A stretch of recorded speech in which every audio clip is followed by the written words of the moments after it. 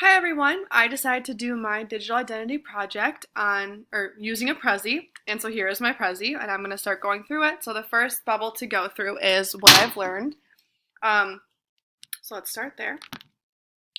So digital literacy. So some things that this course has taught me about digital literacy is that digital literacy is something that can be acquired at a fast or slow pace. So basically, you can really you can become digitally literate faster or slower than someone else, and it really does not matter.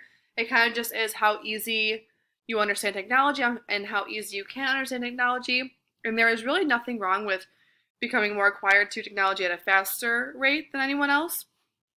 It might be easier for you if you can become more accustomed to the technology faster, but there really is no winner here.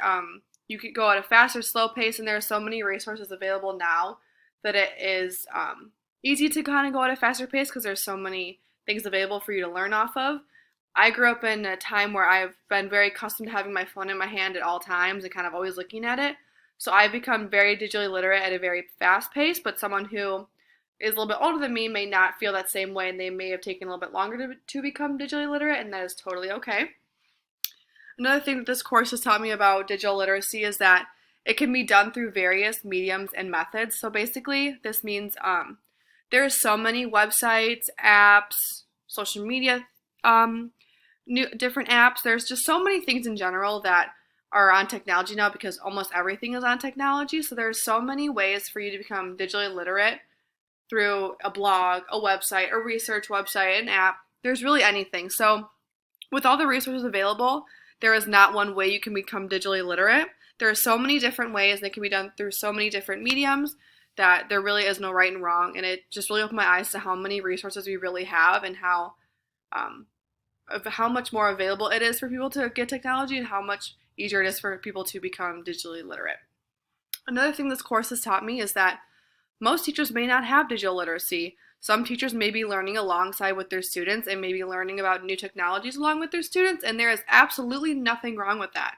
Teachers move at a different pace too, and we can't limit ourselves just because we don't know what one technology might be. We have to keep our options open and keep learning along with our students because that will help grow the bond between our students and us, and as long as we grow with them, we can make mistakes with them and really just kind of advance and become digitally literate together.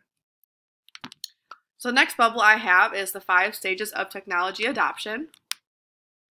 So which stage resonated with me? So there is 5 stages. So the stage that resonated with me was stage 4, excitement. This stage resonated with me because I am starting my clinical this fall and am so excited to observe classrooms and see what a true classroom environment is like.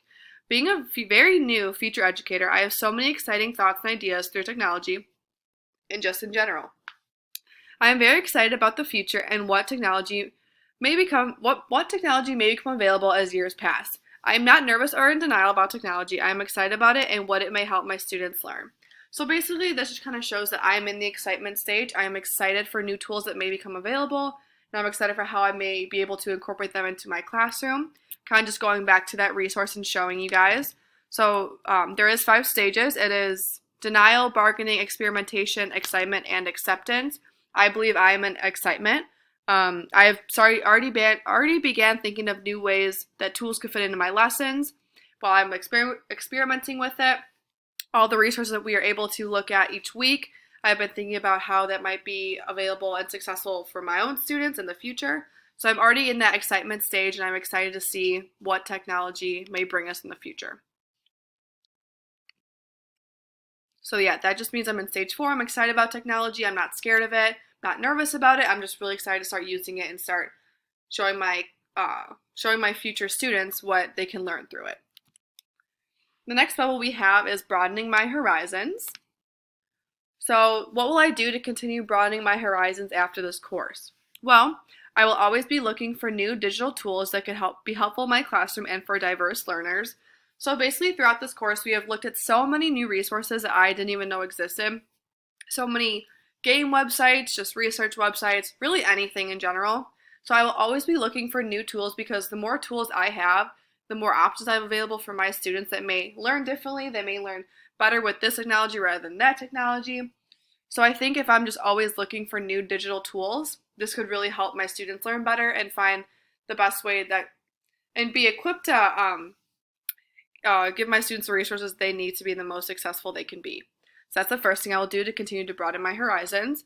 The second thing is I will take student input and see what they are interested in. So basically, each year students may have different interests, so I don't ever want to carry over an interest from the year before into this year unless it has been vocalized that students like that. Being a camp counselor for 2 years now, I've seen that children's interests can change just like a snap of fingers. They can change so fast. So I definitely want to be ready to handle what students may be newly interested in, and I don't want to bore them with something that may be so last year, or as they say. I want to make sure I'm ready with new technology and ready to make the students the most engaged they can be, and I want to do that by getting student input. And once they give me the input, I can broaden my own horizons by exploring what they're interested in and seeing if it would really fit in the classroom. The last thing I will do to continue broadening my horizons is I will stay up to date with new techniques on how to implement technology into the classroom. So basically, there's always different processes and techniques that can help you show new technology to your classmates or to your students and kind of implement it in a very successful way. There is some blogs that teachers have shown their interest towards technology and shown the way they've implemented and how their students have reacted. There is successes and there is failures, and I want to focus on those successes and how teachers have implemented technology in the past and really use those processes and methods to help implement technology into my classroom.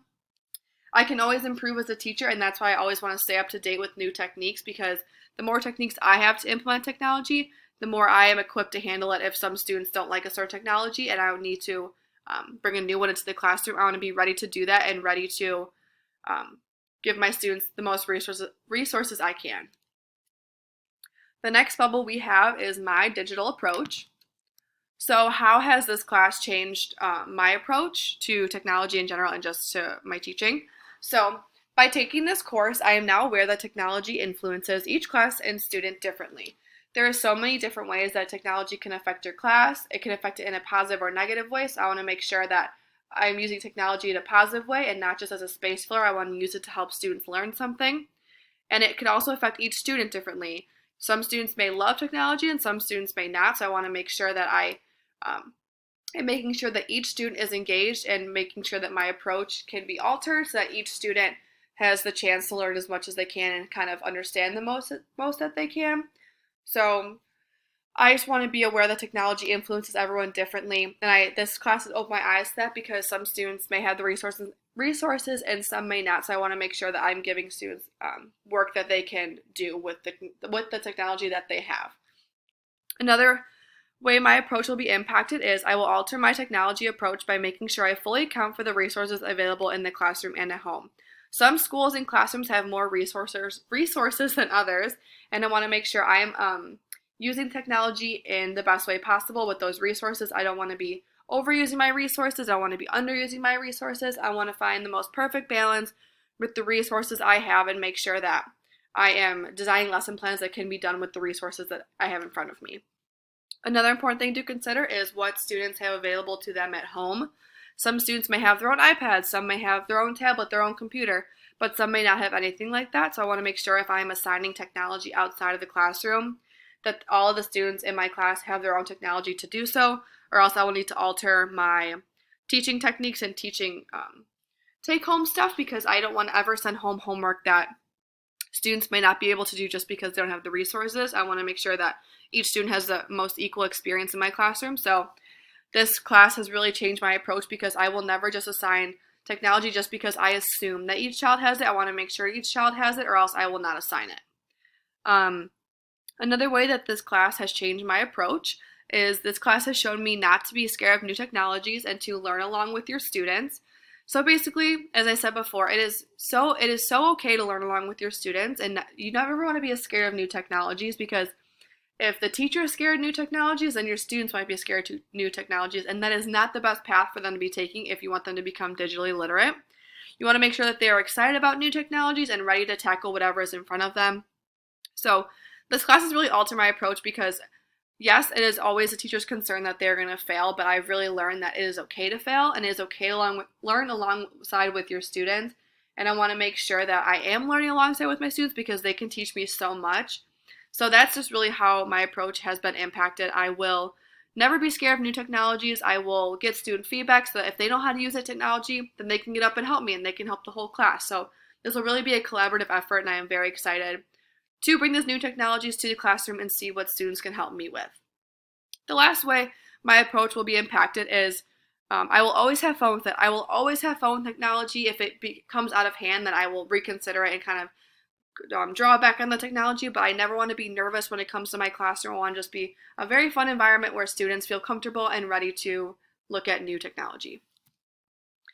My last bubble is future instruction. So this is kind of how my future instruction will go based on this class. So I will make sure my classroom stays a fun environment that students will be engaged in. I want to make sure that the technology I'm using is very lighthearted and fun, and it keeps students engaged as well as teaching them something. I will always try to incorporate technology that I find fitting for that lesson. There are so many resources available nowadays that it is so easy to find something that could easily fit into a specific content area. So I want to make sure I am incorporating new technologies into lesson plans that could help students learn more and or better. I will collect all the technologies we have listed in this course and keep building off of them to grow a resource binder of all possible technology tools I could need. This is just great for me because I could have a whole list of resources I could turn to in time of need. If something's not working well with my class, I could just have a bunch of websites and apps I could use to help teach students something.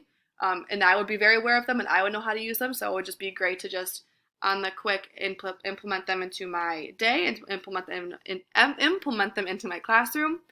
And then the last way I want my future instruction to go is I will definitely connect my students to the world around them. Last week I did my artifact exploration project on how social media can be used to connect students to the world. I will use all the apps like Facebook, Instagram, Twitter, Skype, all those to make sure my students are connecting to those around them. It can help them learn new cultures, new places in the world that they may never travel to. They can see what other students are learning and learn from those students. So I think it is so greatly important to connect your students to the outside world, and that is what I want to do with my future instruction. I want to make sure that each student is able to connect with other students outside of the four walls of our classroom. And that basically is my digital identity. This is my Teach 226 project. I had a really great time taking this class, and I am very excited for more reading classes in the future. And yeah, thank you for listening.